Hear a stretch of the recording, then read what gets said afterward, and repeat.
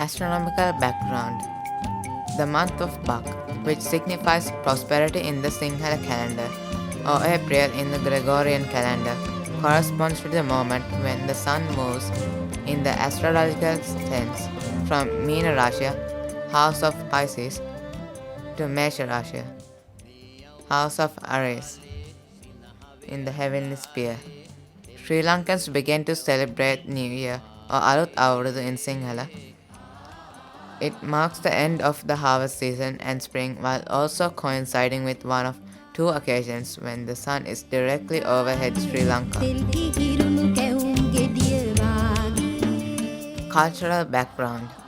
The cultural history of the traditional New Year celebrated in the month of April dates back to an early period in Sri Lankan history. People think that celebrating the New Year is also the change of thoughts. Various beliefs, perhaps those associated with the fertility of the harvest, gave rise to several rituals, customs, and ceremonies related to the New Year. The advent of Buddhism in the 3rd century BC led to a reinterpretation of existing New Year activities in the light of Buddhism. The majority of the country's residents are Buddhists, and as such, the Buddhist perspective has been predominant in shaping the New Year's rites into what they are today.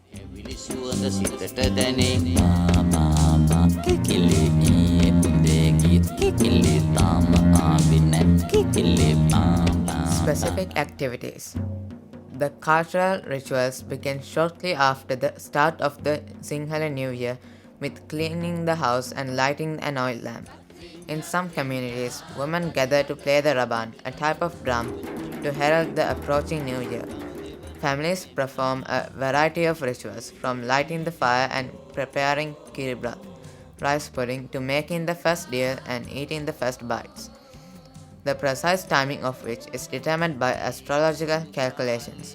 The approach of each favorable moment for various rituals is announced by the unmistakable sign of very loud firecrackers. Once the important rituals are over, the party begins as families mingle in the streets. Houses open and children come out to play. Several types of food like kavum, oil cake, and cookies, crispy light curd snack, are served.